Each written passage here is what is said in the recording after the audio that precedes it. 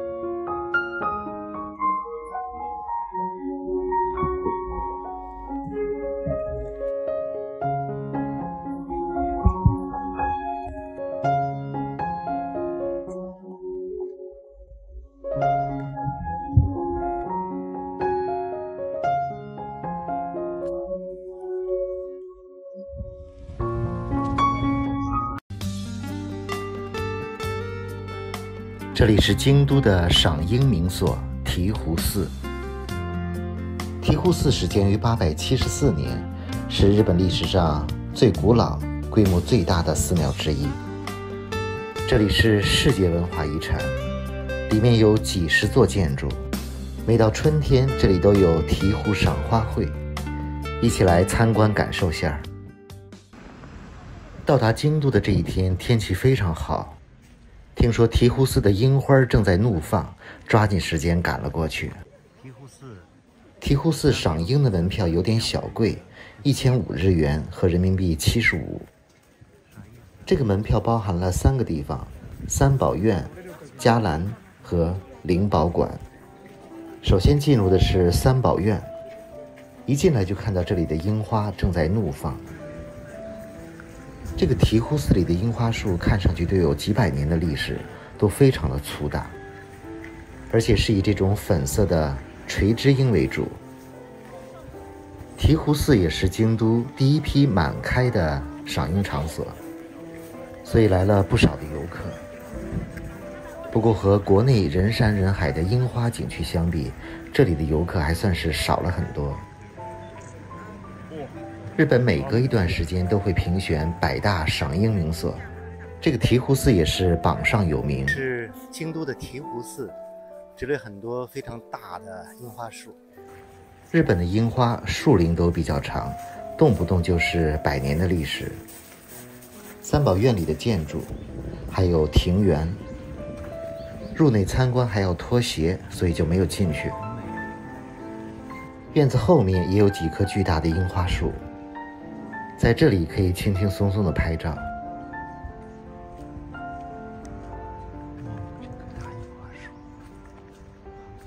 其实很多的樱花树只有几十年的寿命，但是日本却有很多上百上千年的古樱，这也是日本的樱花看上去很与众不同的地方。看这棵樱花树，树冠的面积得有上百平米，里面有很多非常大的樱花树，都是几百年的树龄。看小鸟。参观完三宝院，继续前往伽蓝，这是通向伽蓝院的大道。这些庭院的外面都是不收门票的，其实光在这大门外面照相就已经很漂亮了。像这样的画面，樱花古树和这种上千年的历史建筑，构成一幅美丽的画面。这是伽蓝殿门口的樱花。这个醍醐寺的门票是套票，伽蓝殿是3个收门票的地方，面积最大的，里面的古建筑也最多，最有名。跟着我的脚步来欣赏一下伽蓝殿里的这些知名建筑。首先是一个非常醒目的五重塔，也是醍醐寺里最著名的景点之一。这个五重塔是日本现存最古老的五重塔之一，建于952年，距今也有1000多年的历史。日本的寺庙古建都非常有历史，几百上千年，即使被毁重修，也依然保持了原始的样貌。所以看上去没有那么金碧辉煌、光鲜亮丽，但是很有历史感。就像眼前的这个五重塔，如果不是在樱花掩映之下，这个塔显得黑不溜秋的。但这个五重塔可是日本的国宝之一，能拍到这样人少的照片也是很难得的。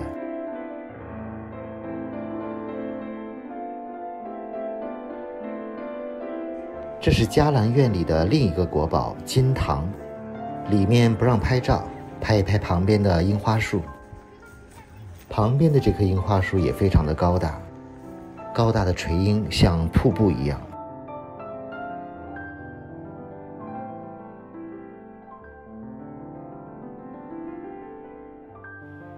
樱花的花瓣粉色小小的，从这里望向五重塔，塔前有几棵硕大的樱花树。在金堂这里拍照打个卡。伽蓝院非常大，除了这个五重塔和金堂，往后走还有好几组建筑和庭院。这是观音堂，曾经发生过火灾，被烧毁又重建了。观音堂旁边有一个山水庭园，有小桥流水，非常的美，很像中国的古典园林。池塘旁边种了各种各样的树，其中也有樱花树。日本的寺庙其实一半是樱花树，一半是红叶树，所以春秋两季都很美，春天赏樱，秋天赏枫。现在是初春，除了几棵樱花树，其他的树还没有变绿。这个醍醐寺离京都的市区稍微有点远，不过坐公交可以到达。在日本旅游最好还是坐公交，因为打车真的太贵了。其实整个醍醐寺分为上下醍醐寺，整个有80多个建筑。我们现在逛的这3个都属于下醍醐寺。如果想去上醍醐寺，还要继续往上爬山，挺累的。这个五重塔是国宝，不能够进去参观。这个醍醐寺确实挺大的，光这个伽蓝院就走得挺累的。到中午了，游客也越来越多。赏樱期间，这里还开放了一些吃饭的地方，都是简单方便的快餐。我也找个地方坐下来吃点东西，就坐在这片空地上。中餐是这里的特色套餐，1000日元，大概50块钱。吃完饭来到第3个参观的地方——灵宝馆。感觉这里应该算是个现代博物馆，里面有很多国宝级的展品，不能拍照。展馆的外围也有很多的樱花树，先走一圈。猜一猜这棵樱花树多大年纪？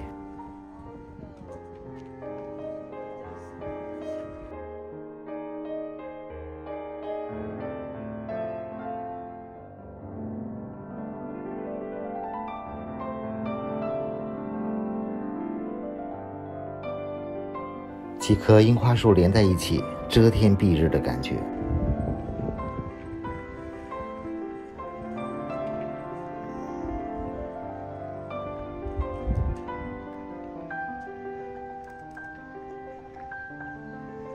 这个灵宝馆里没有什么历史建筑，就是一个现代博物馆，所以这里的景色比较一般。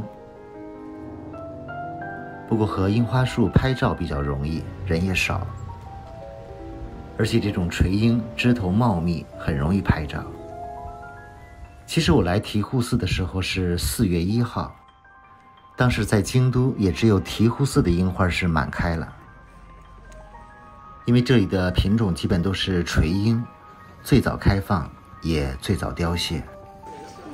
不过京都有太多的赏樱名所，还可以去其他地方。这里是京都的京都御苑。京都作为千年古都，也是过去皇室所在的都城。在1869年迁都到东京之前，天皇都住在这里。现在的京都御苑其实是一个大公园，长方形，长度有1.3公里。里面除了有京都御所、仙洞御所等皇室居住的地方，宫殿外也开辟成大公园，是市民休闲的场所。现在看到的是京都御苑里面一些开放的樱花，位置就在京都御所的北边，这里一大片的垂樱。因为京都有太多可以赏樱花的地方，所以专门来这里赏樱花的并不多，都是来参观京都御所，顺便来这个旁边赏赏樱花。我3月30号到达京都的时候，当时京都很多的樱花都没有开，这个京都御苑的樱花听说开了，就顺便过来。其实每到赏樱季节，京都的大街小巷都开满了樱花，可以说整个城市就是一个樱花的海洋。就像京都御苑里的这几棵大樱花树，可以说在城市的很多地方都可以看到。相比其他热门的京都赏樱场所，这个京都御苑算是比较冷门的赏樱地。不过因为其他地方的樱花可能都没有开，所以今天这里也聚集了不少人。旁边看到的宫墙就是京都御所，几乎每棵樱花树下都有人拍照。这种垂樱很适合拍摄人像照，因为垂樱垂下的枝头非常低，站在枝头前就可以拍摄很好的角度。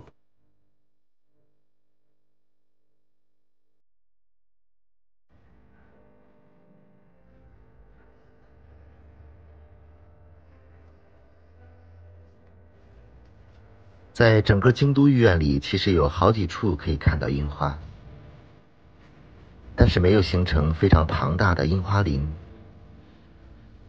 看这棵樱花树也非常的高大。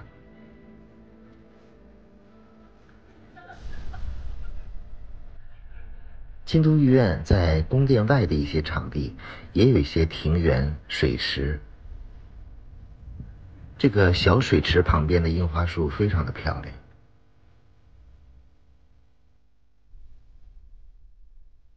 樱花的花瓣非常的轻巧轻柔，感觉一场风一场雨就可以把樱花打落下来。所以这也是为什么赏樱花必须要抓紧时间。很多的樱花树品种赏樱的周期就只有1周。这个公园是可以骑自行车进入的。除了外围这些大众休闲的花园树林，京都御苑里最值得参观的是京都寓所和仙洞寓所。这是位于京都御苑里的京都寓所，就是以前天皇居住的地方，不用预约，直接排队进去参观。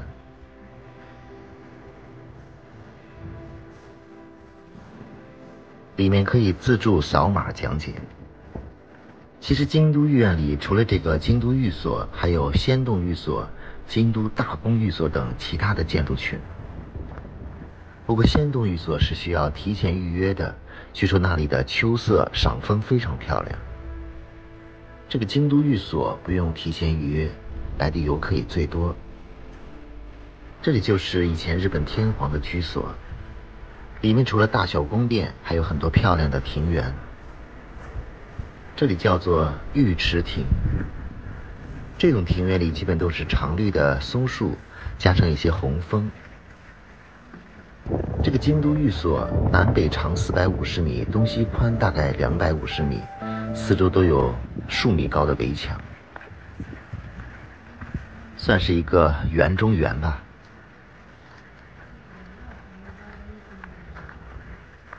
里面的景色还是非常不错的。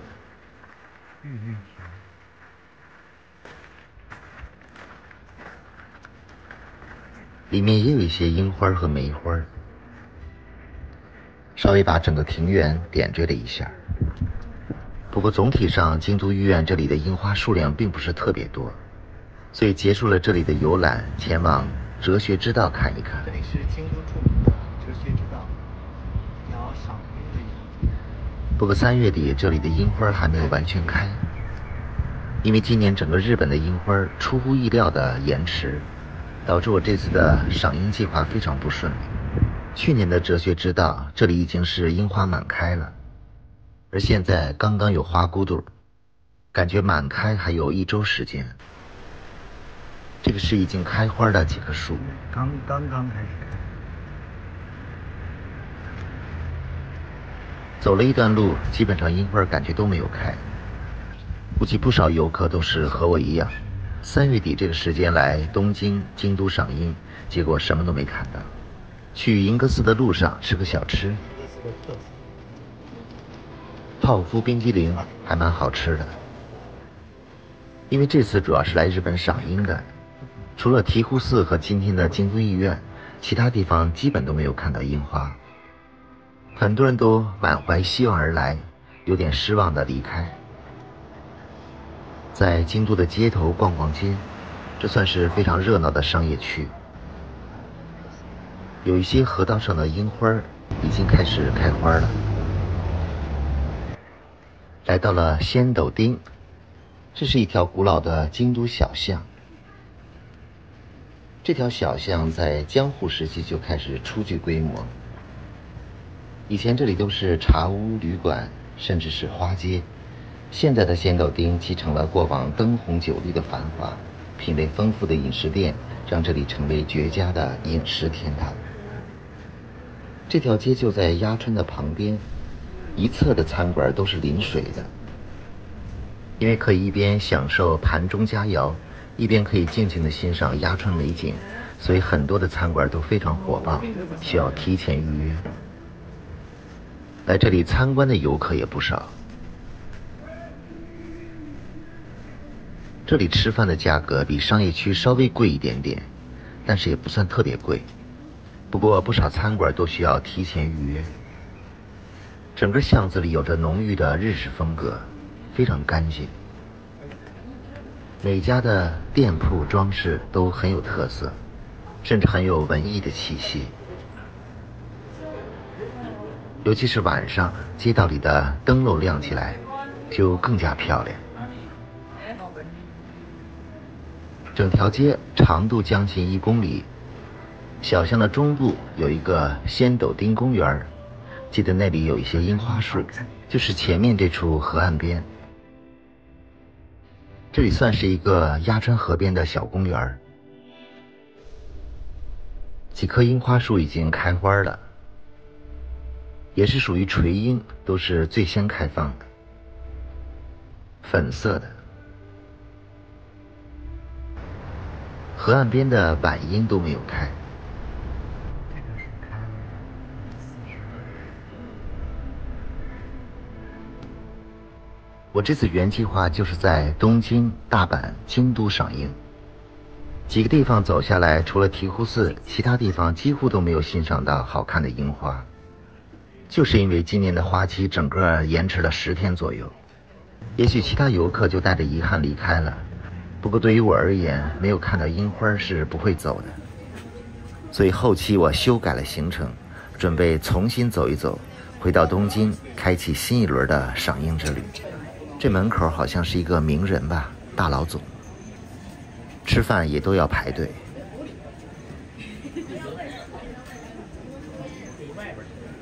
完了，他说不能，咱们先去抽烟，完再回来。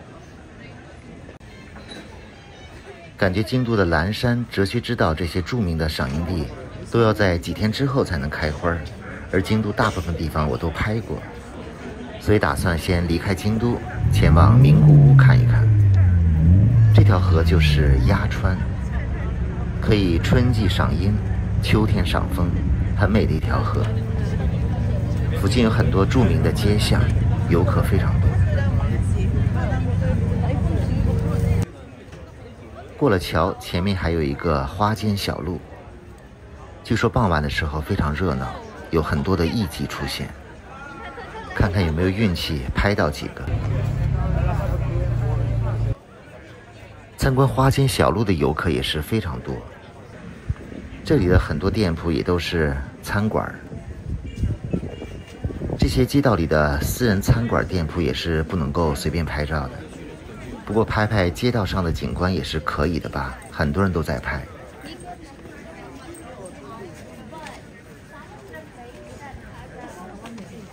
走了一圈，好像也没见到一个艺伎，全是乌泱乌泱的旅行团。蓝调时刻，这条街道拍起来还是很漂亮的。准备找个地方吃饭，明天去名古屋，据说那里的樱花开了。